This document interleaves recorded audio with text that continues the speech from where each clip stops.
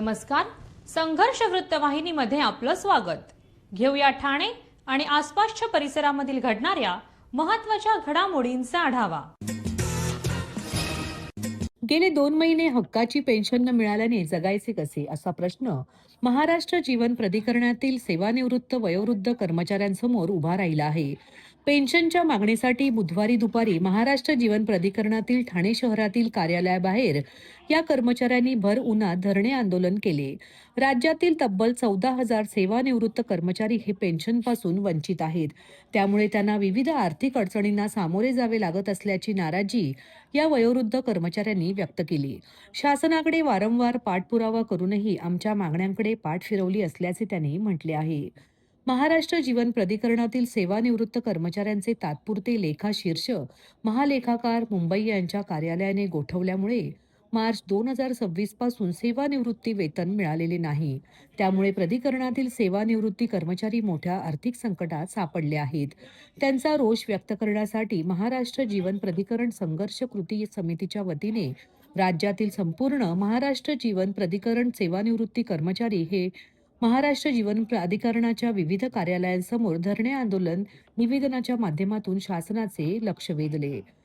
मार्च 2026 पासून महाराष्ट्र जीवन प्राधिकरण कर्मचाऱ्यांना 2026-27च्या अर्थसंकल्पात 400 कोटी रुपयांची तरतूद असून सुद्धा सेवानिवृत्ती वेतन मिळालेले नाही ही खेदाची बाब असल्याचे कृती समितीच्या वतीने सांगण्यात आले. आज अनेक सेवानिवृत्ती कर्मचारी हे केवळ पेन्शनवर अवलंबून असून त्यांना औषध उपचारासाठी पैसे नाही, त्यामुळे ते हवालदिल झाले आहेत.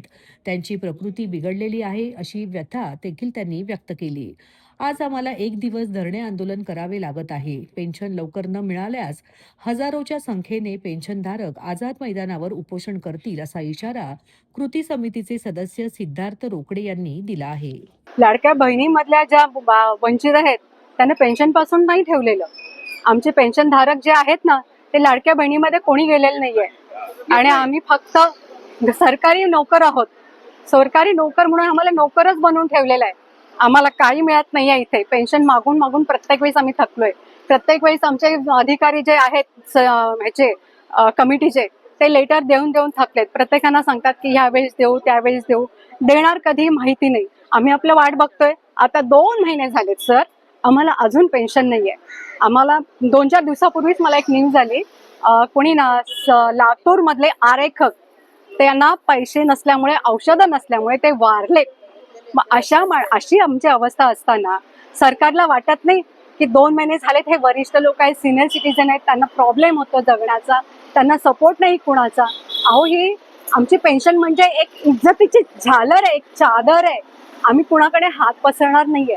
त्याच्यासाठी आम्ही पेन्शन मागतोय. आम्हाला हक्काचं जेवू द्यावं तेवढंच आम्ही सांगतो. 2 महिने झाले आम्हाला अजून पेन्शन नाही मिळालेली.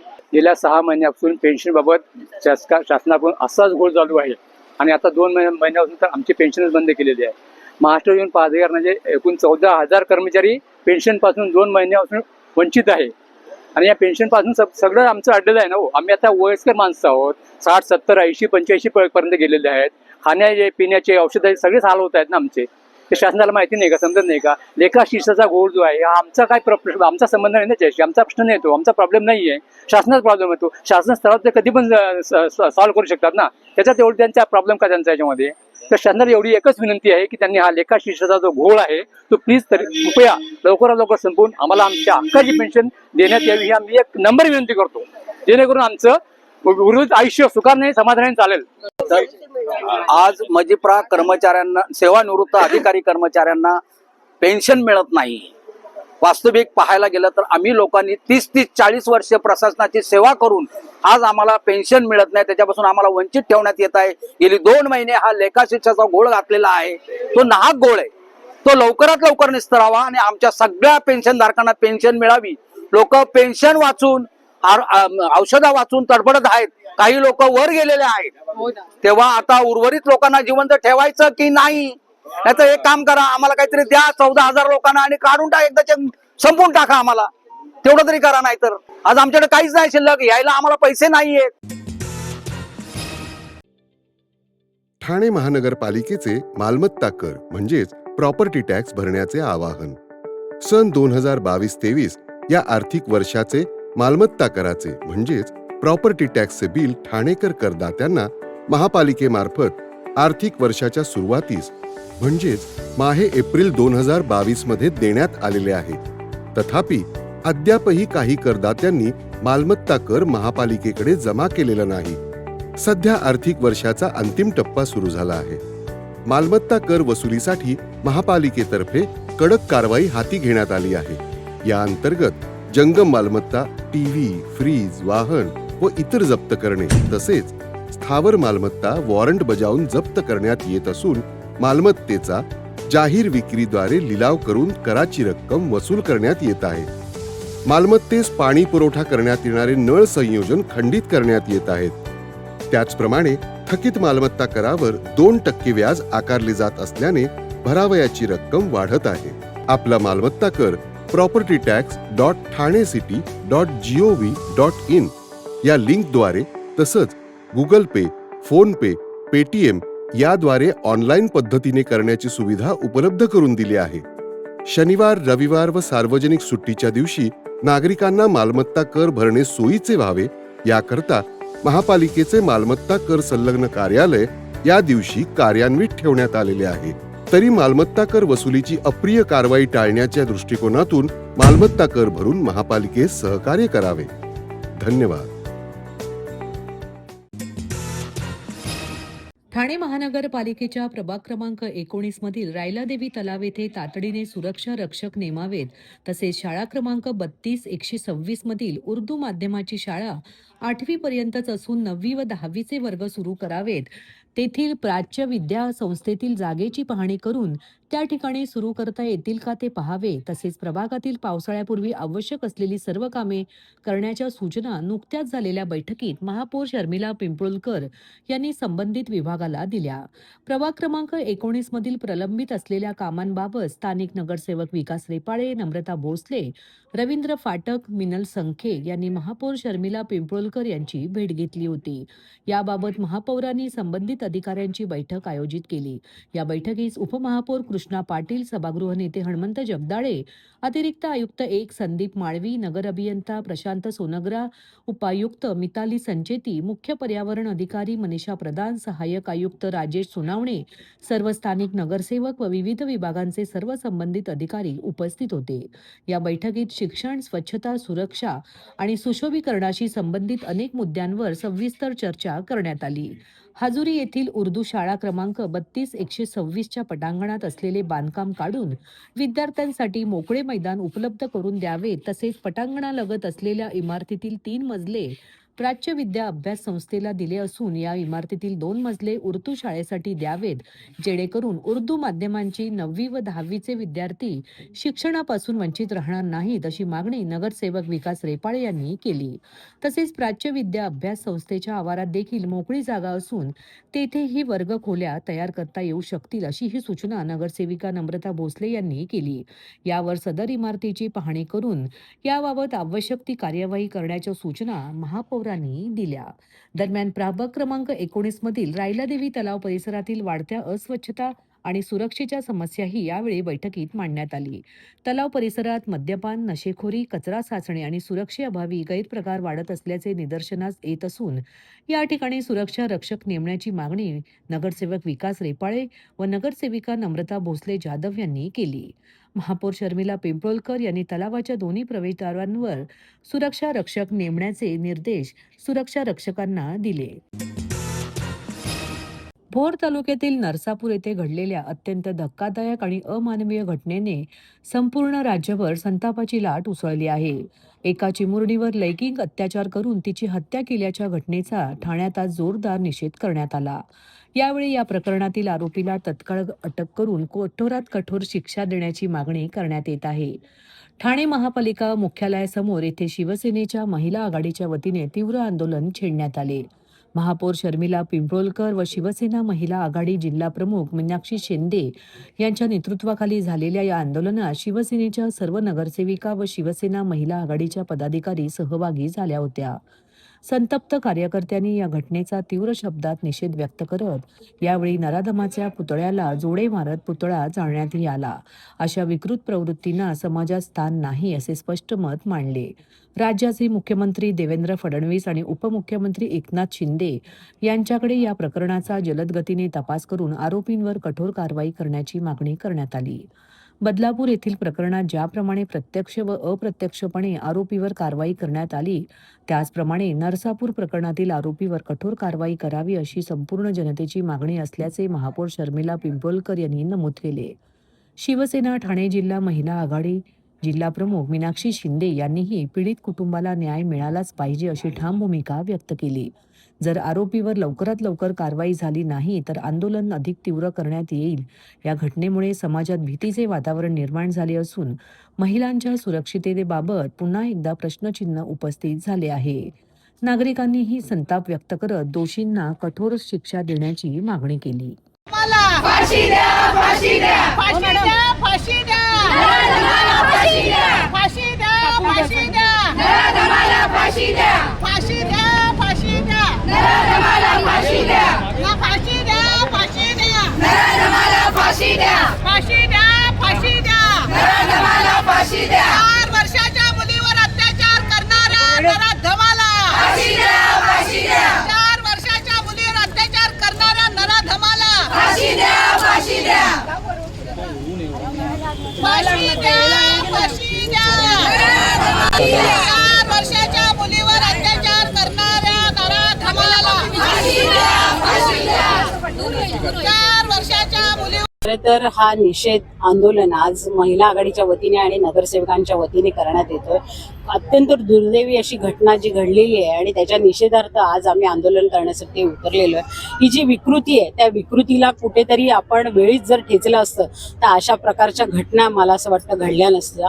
समाजामध्ये अशा विकृती अजूनही आहेत आणि त्या वेळोवेळी आपल्याला जाणवत असतात. कायदा हा कठोर बनवलाय पण तो इम्प्लिमेंट होतो की नाही ह्याचा पण विचार करावा लागतोय आपल्याला.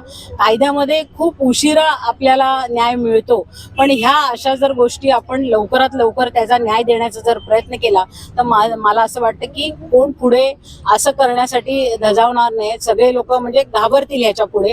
तर नक्कीच मला असं वाटतं सरकारने ह्याच्यावरती योग्य ती पावलं उचलावी आणि लवकरात लवकर जरी सरकारने सांगितलं असेल फास्ट ट्रॅक कोर्टामध्ये ही केस चालू आहे, मला असं वाटतं केस चालवायची पण गरज नाही. ज्यावेळी त्या विकृतीला आपण अरेस्ट केली आणि त्याने जर कबुली जबाब दिला असेल तर ते वकिलांचं जज समोर बसून त्याचं स्टेटमेंट घेऊन लगेच ताबडतोब फाशीचा निकाल त्यांनी जाहीर केला पाहिजे होता. पण तरी पण आपली न्याय व्यवस्था अशी आहे की प्रत्येक गोष्टी कायद्याच्या चौकटीत राहून आपण करतो म्हणून कदाचित सरकारला पण ह्या सगळ्या गोष्टीचं पालन करावं लागतं. या मुलीवर आघात होताना नुसतं कुटुंबावर आघात नाही झाला तर संपूर्ण समाजावर संपूर्ण माणुसकीवर आघात झालेला आहे. कारण वयाची मर्यादा कुठेतरी ओलांडून अशा प्रकारे 3-4 वर्षाच्या मुलांवर पण अत्याचार होत आहेत. महिलांवर तर होत आहेतच पण 3-4 वर्षाच्या मुलांना देखील सोडत नाही. तर ह्या विकृतीला जर ह्याच्या पूर्वी पण त्या व्यक्तीवरती 2 केसेस होत्या त्याच वेळी जर त्याला ठेचलं असतं तर मला असं वाटतं की ही विकृती त्याच वेळी थांबली असते आणि ती मुलगी जी आहे ती 4 वर्षाची आज आपल्यात असते. मला असं वाटतं बघा सरकारचं दोष काय ह्याच्यात मला कळत नाही. कारण प्रत्येक जण सांगतो सरकार तुमचं आहे, सरकार विकृती जवळ सरकार तर जात नाही ना, त्यांना हे करायला सरकार प्रवृत्त करत नाही ना. अशी मानसिकता कुठे कुठे आहे हे शोधून काढणं पण फार गरजेचं आहे. मला असं वाटतं की केस जेव्हा होते, एखादी केस जेव्हा नोंद होते त्याच वेळी पोलिसांनी तर संपूर्ण पोलीस स्टेशनच्या संपूर्ण जिल्हा लेवलला चौकशी करून या माणसावरती किती गुन्ह्यांची नोंद आहे आणि त्याच वेळी जर त्याला अरेस्ट केलेलं होतं त्यावेळी जर सोडलं नसतं त्याला त्याच वेळी फासावर लटकवलं असतं तर ही घटना घडली नसती. मला असं वाटतं विरोधक म्हणून जर विरोधकांची ही भूमिका असेल की सरकार काय करत नाही तर ही बोलणं चुकीचं आहे. कारण हे समाजात घडलेला अन्याय जो आहे तिथे मी जसं सांगितलं की जातीय चष्म्यातनं बघू नका म्हणून जात भेद विसरून पक्षपात विसरून सगळ्यांनी एकत्र येऊन अशा विकृतीला ठेचण्यासाठी आपण सगळे एक झालं पाहिजे. तिथे कुठे सत्ताधारी आणि विरोधक ही भूमिका नसली पाहिजे आणि ही मानसिकता बदलून तुम्ही फक्त सत्ताधारी म्हणून बोंबलत बसण्यापेक्षा जर तुम्ही आमच्या बरोबर येऊन या विकृतीला ठेचण्यासाठी मदत कराल तरच खऱ्या अर्थाने या महाराष्ट्रातनं काय भारतातनं अशा प्रकारच्या विकृती संपवण्यात आपण यशस्वी ठरू. कोल्हापूर येथे ज्या 4 वर्षीय मुलीवर चिमुकलीवर जो अत्याचार करून तिचा दुर्दैवी असा हत्या केली आहे, अशा ह्या विकृतीला या माणसाला खरं तर त्यावेळेलाच फाशी दिली गेली पाहिजे होती. ज्या वेळेला मला वाटतं बदलापूर येथे अशी घटना आपले उपमुख्यमंत्री एकनाथजी शिंदे साहेब जेव्हा मुख्यमंत्री होते, मला वाटतं ही घटना त्या क्षणिक त्यावेळेला फाशी देण्यात आली होती आणि हे योग्य ते निर्णय खरं तर त्या वेळेला झाले पाहिजे होते की महिलांवरचे अत्याचार होतच आहेत आणि म्हणून मला वाटतं घटनेमध्ये, राज्यघटनेमध्ये आणि कायद्यामध्ये अशा काहीतरी इम्प्लिमेंट झाली पाहिजे आणि त्याच्यामध्ये त्वरित त्या विकृतीला फाशी देण्याचा निर्णय खरं तर सरकारने घेतला पाहिजे होता. आज ठाणे महानगरपालिकेच्या बाहेर आम्ही सर्व, माझी महापौर, मी महापौर, आपल्या सर्व नगरसेविका, सर्व महिला आघाडी, आम्ही यांनी जाहीर निषेध इथे नोंदवला आहे आणि सरकारला एवढीच विनंती करतो की योग्य तो न्याय त्या कुटुंबाला तुम्ही द्यावा. मला असं वाटतं की बराच समाज, आपला देश मला वाटतं सुशिक्षित आहे आणि किती बाबांकडे जायचं आणि भोदू बाबांकडे जायचं याच्याकडे प्रत्येकाने आपल्या आपल्या पद्धतीने बघितलं पाहिजे. पण हे बघताना सुद्धा की समोरची व्यक्ती कशी असते हे आपल्याला दिसून येत नाही, कारण जेव्हा प्रवृत्ती समोर येते काही कालांतराने त्याच्यानंतर त्याच्यामधला विकृतीपणा आपल्याला दिसून येतो. पण मला एवढंच म्हणायचं आहे की प्रत्येक माणूस जेव्हा वावरतो तेव्हा त्यावेळेला कुठल्या बाबाकडे, भोंदू बाबाकडे जावं की नाही जावं हा त्यांचा स्वतःचा नाही सत्ताधारी असं मी बोलते ना, सर्व पक्षीय नाही, पूर्ण समाज ह्याला खरं तर बांधील आहे आणि समाजाने उतरलं पाहिजे आणि समाजाने याला ठरवलं पाहिजे की कितपर्यंत योग्य रीतीने आपण पुढच्या वाटचाली केल्या पाहिजे. प्रतिक्रिया हीच आहे की त्या कुटुंबाला योग्य तो न्याय मिळाला पाहिजे आणि त्याला फाशी ही झालीच पाहिजे आणि अशा विकृती कुठेतरी समाजामध्ये संपल्या पाहिजेत, असा न्याय निवाडा आपल्या सरकारने केला पाहिजे. परराज्यातून औषधांच्या बनावट चलनच्या आधारे दारूची तस्करी करण्यात येत असल्याचा प्रकार ठाण्यात उघडकीस आला आहे. राज्य उत्पादन शुल्क विभागाच्या भरारी पथकाने कारवाई करत सुमारे 1,66,00,000 रुपयांचा मुद्देमाल जप्त केला असून 2 आरोपींना अटक करण्यात आली आहे. वाहन चालक परगत सिंग करतार सिंग आणि अमृतबीर सिंग हरप्रीत सिंग या दोघांना अटक करण्यात आली आहे. राज्य उत्पादन शुल्क विभागाला मिळालेल्या गुप्त माहितीच्या आधारे ही कारवाई करण्यात आली आहे. औषधांच्या नावाखाली बनावट कागदपत्रांच्या सहाय्याने परराज्यातील म्हणजेच गोवा राज्यात निर्मित विदेशी मद्याची वाहतूक केली जात असल्याची माहिती अधिकाऱ्यांना मिळाली होती. यानुसार मुंबई नाशिक मार्गावरील खारेगाव टोलनाका ते माजिवडा रोड परिसरात पथकाने 5 मे रोजी सापळा रचला होता. सुमारे सायंकाळी 6:30 वाजताच्या सुमारास एक पांढऱ्या रंगाच्या कंटेनर क्रमांक MP09GG 7930 हे वाहनाची तपासणी करण्यात आली. या तपासणी दरम्यान वाहनात पुढे बॉक्स आढळून आले. हे बॉक्स उघडून पाहिले असता त्यामध्ये रॉयल ब्लू माल्ट विस्कीच्या 180 मिलीच्या बाटल्या मोठ्या प्रमाणात सापडल्या. एकूण 1450 बॉक्स विदेशी मद्य पथकाने जप्त केल्या. तसेच संबंधित कंटेनरसह एकूण 1,66,11,500 रुपयांचा मुद्देमाल जप्त केला आहे. या प्रकरणी राज्य उत्पादन शुल्क विभागाने गुन्हा नोंद करून वाहन चालक परगत सिंग करतार सिंग आणि अमृतबीर सिंग हरप्रीत सिंग या दोघांना अटक केली आहे. राज्य उत्पादन शुल्क विभागाचे अधीक्षक ठाणे 1 प्रवीण तांबे, प्रभारी उपअधीक्षक ठाणे 1 आनंद पवार तसेच उपअधीक्षक ठाणे 1 रत्नमाला गायकवाड यांच्या मार्गदर्शनाखाली निरीक्षक MP धनखेडे, दुय्यम निरीक्षक NR महाले, SR मिसाळ, सहाय्यक दुय्यम निरीक्षक VG थोरात तसेच PS Nagare, PP Mahajan, DK Patil, SS Yadav, PP Patil, MG Shaikh आदी अधिकारी व कर्मचाऱ्यांनी ही कारवाई केली असून या प्रकरणामागील मोठे रॅकेट उघड होण्याची शक्यता व्यक्त केली जात आहे. पडादा पोलीस स्टेशनच्या हद्दीमध्ये जे अंमली पदार्थविरोधी पथक जे आपल्या परिमंडळामध्ये काम करत आहे, सदर पथकाचे आपले जे अधिकारी आहेत API अनिल गायकवाड, ठोके जितेंद्र ठोके ग्रेड PS आणि सर्व टीमने सगळी कामगिरी केलेली आहे आणि खडकपाडा वाडेकर परिसरामधून आपण 3 आरोपींना त्यामध्ये ताब्यात घेतलेला आहे. त्यांच्याकडून 107 किलो गांजा त्यांच्याकडून जप्त केलेला आहे. 3 जे आरोपी ताब्यात घेतलेले आहेत या 3ही आरोपींचं यापूर्वीचं NDPS गुन्ह्यासंदर्भातलं रेकॉर्ड आहे. यापूर्वी ते वेगवेगळ्या गुन्ह्यांमध्ये अटक झालेले होते अंमली पदार्थ तस्करीमध्ये. त्याच्यामध्ये पहिला आरोपीचं नाव आहे वसीम खान, तो आहे भिवंडीचा, त्याच्यावरती सुद्धा एक गुन्हा दाखल आहे जो आहे घाटकोपरचा. त्यानंतर दिनेश सरोज म्हणून आहे, हा आरोपी जो आहे तो ठाण्यामधला आहे, त्याच्यावरती पण सुद्धा घाटकोपरचाच एक 1800 किलो गांजा त्याच्याकडून यापूर्वी जप्त केलेला होता. त्यानंतर तिसरा जो आरोपी आहे जो मोहित वर्मा, तो मुलुंड पोलीस स्टेशनचा, याच्यावर सुद्धा मुलुंड पोलीस स्टेशनमध्ये NDPS गुन्हा दाखल होता. अशा प्रकारची जी कामगिरी जी आहे ती आमच्या पथकाने केलेली आहे. याच्यामध्ये अजूनही कोणते आरोपी आहेत ज्यांनी हा माल इथं सप्लाय केला होता आणि ह्या साखळीमध्ये इतरही काही आरोपी असू शकतात. त्या अनुषंगाने आमचा तपास सुरू आहे. सध्या त्या तिन्ही पण आरोपींना आम्ही अटक केलेली आहे आणि कोर्टासमोर हजर केला असता आरोपींना आता 9 तारखेपर्यंत त्यामध्ये पोलीस रिमांड दिलेली आहे. हा जो तपास जो आहे सदरचा मला हा कोणत्या ठिकाणी मला यापूर्वी आपण पाहिलं असेल की आपण नागपूरमधून असेल आणि ओडिसामधून विशाखापट्टणम या ठिकाणी सुद्धा जाऊन आपण आरोपी अटक केलेले आहेत आणि ही संपूर्ण साखळी जी आहे ती आपण ते ब्रेक करण्याचा निश्चितपणे प्रयत्न आहे. या प्रकरणामध्ये सुद्धा हा माल सदरचा माल कुठून आला होता, कोणत्या ठिकाणी घेऊन जाणार होते आणि इतरही कोणकोणते याच्यामध्ये सहभागी आहेत हे पूर्णपणे आपण साखळी याच्याकडून तपास करून पूर्ण करणार आहोत, जेणेकरून हे पूर्ण रॅकेट जे आहे आपल्या त्या रॅकेटच्या मध्ये आपल्याला मुळापर्यंत जाता येईल. CKP सोशल क्लब ठाणे यांनी सालाबादप्रमाणे 1 मे रोजी ज्ञाती दिन साजरा केलाय. या दिवशी संत श्री गजानन महाराज पट्टेकर यांच्या मंदिरात जाऊन पूजा व आरती करून टेंबीनाका येथील आनंद दिघे स्मारक, वीर रंगो बापूजी गुप्ते चौक, तलावपाली, जनरल अनुरकुमार वैद्य स्मारक पाचपाकडे येथे जाऊन आदरांजली अर्पण करण्यात आली. यावेळी चांद्रसेनीय कायस्थ प्रभू सोशल क्लबचे सर्व कार्यकारिणी सदस्य, सभासद मोठ्या संख्येने उपस्थित होते.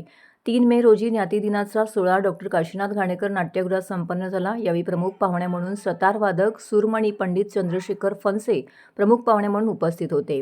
ठाण्यातील शिवसमर्थ शाळेमध्ये अनेक वर्ष मराठी आणि संस्कृतचे अध्यापन करणाऱ्या श्रीमती लीला श्रोत्री मॅडम यांनी 2 एप्रिल 2025 रोजी 100व्या वर्षात पदार्पण केल्याने CKP सोशल क्लबतर्फे त्यांचा जीवनगौरव पुरस्कार देऊन सन्मान करण्यात आला.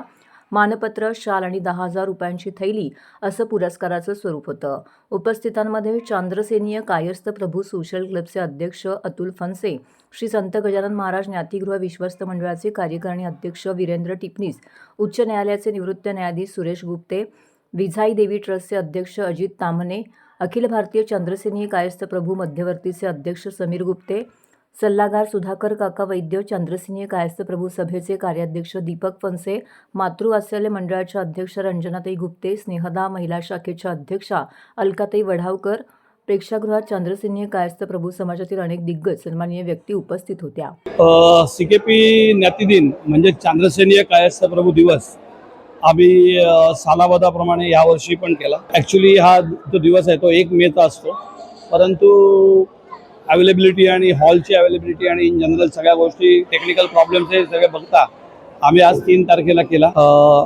मी आभारी आहे डॉक्टर काशीनाथ घाणेकरचे मॅनेजर, त्यांनी आम्हाला हॉल उपलब्ध करून दिला. आता महत्त्वाचं कारण असं आहे की प्रत्येक ठिकाणी ज्ञातीचे वेगवेगळे कार्यक्रम होत असतात वेगवेगळ्या ज्ञातींमध्ये. तसाच आमचा कार्यक्रम आहे. गेले 125 वर्ष आमच्या संस्थेचा इतिहास आहे आणि या 125 वर्षाचा इतिहास आम्ही जपण्याचा प्रयत्न करतो. आम्ही परंपरा आणि सांस्कृतिक या गोष्टीला प्राधान्य देतो. उद्देश एवढाच आहे की ज्ञातींनी एकत्र राहावं. आज कोणत्याही ठिकाणी गेलात तर जातपात ह्या गोष्टीचा खूप उहापोह चालला आहे, परंतु आमच्याकडे हा उहापोह नाही आहे. आम्ही ज्ञातीला फक्त एकत्र आणण्याचा आणि करमणुकीच्या कार्यक्रमाचं साधन म्हणून त्यांना आम्ही आणतो. उद्देश हाच आहे की एकत्र राहायचं. एकत्र राहिल्यामुळे एकी वाढणार आहे आणि आमची बाकीची कुठली उद्दिष्ट नाही आहेत, परंतु आमची ज्ञाती ही चांद्रसेनीय कायस्थ प्रभू म्हणून आहे. ते इंग्रज आले आणि मग ते CKP शॉर्ट फॉर्म झाला वगैरे, ह्या सगळ्या जरी गोष्टी असल्या तरी आम्ही चांद्रसेनीय राजाचे वंशज म्हणून आम्हाला ओळखलं जातं आणि त्याच नावाने आम्ही पुढेही राहणार आहोत. तर असा आहे आमचा समाज आहे. याच्यामध्ये उत्कृष्ट सगळ्याच मोठमोठ्या पदावर कामं केलेले CT देशमुख सर आहेत, अरुण कुमार वैद्य आहेत किंवा रंगो बापूजी गुप्ते आहेत, आनंद दिघे साहेब आहेत, सती प्रधान साहेब आहेत, यांनी मोठी मोठी कामं ठाण्यामध्ये केलेली आहेत.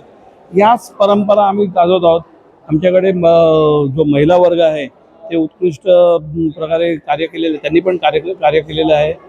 अनेक आहेत. आज श्रोत्री मॅडम जे आज 100 वर्षाच्या याच्यात पदार्पण केलेलं आहे, ज्यांनी आपलं शिक्षण शिकवता पूर्ण केलं आणि 100 वर्षात पूर्ण केले आणि आजही ते संस्कृत शिकवत आहेत. अशा या आमच्या थोर श्रोत्री मॅडमचा आम्ही सत्कार केला. उद्देश एकच आहे, एकत्र राहणं आणि सगळ्यांचा आदर राखणं. हाच आमच्या ज्ञातीचा नंबर 1 अजेंडा आहे. Thank you very much. Mumbra Kalwa विधानसभा मतदारसंघाचे आमदार जितेंद्र आव्हाड, खासदार डॉक्टर श्रीकांत शिंदे यांच्या संकल्पनेतून साकारली जात असलेल्या रेतीबंदर चौपाटीचं काम आता पूर्णत्वास येत आहे. स्मार्ट सिटी प्रकल्पात आपला संचालक म्हणून कार्यरत असताना सुरू झालेल्या चौपाटीचे दुसऱ्या टप्प्यातील काम अंतिम टप्प्यामध्ये आलं आहे. डॉक्टर जितेंद्र आव्हाड, खासदार श्रीकांत शिंदे आणि महानगरपालिकेच्या सहकार्याने पूर्णत्वास येत असून ही चौपाटी लवकरच नागरिकांसाठी खुली करण्यात येणार आहे, अशी माहिती विरोधी पक्षनेते अशरफ शानू पठाण यांनी दिली आहे. विरोधी पक्षनेते शानू पठाण यांनी रेतीबंदर चौपाटीची पाहणी केली. यावेळी ठाणे महानगरपालिकेचे सर्व अधिकारी, नगरसेवक मोठ्या संख्येने उपस्थित होते. या पाहणी करताना चौपाटीचे काम पूर्ण होण्याच्या मार्गावर असल्याचं दिसून आलंय.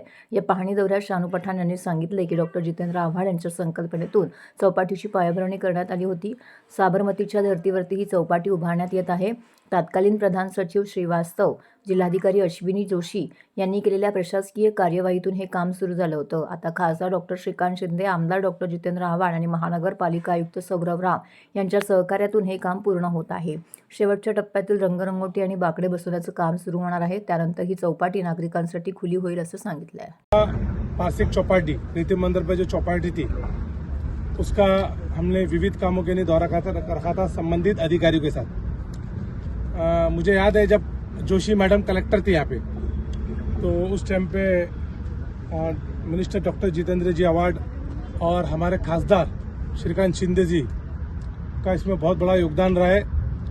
उसके बाद मैं स्मार्ट सिटी का डायरेक्टर बना और मनु कुमार, क्या नाम था, मनु कुमार श्रीवास्तव जी थे इसके हेड स्मार्ट सिटी के, तो उनको भी मेरी कई सूचना थी, तो उसको अमल बजावनी कितनी हुई इसका आज दौरा था।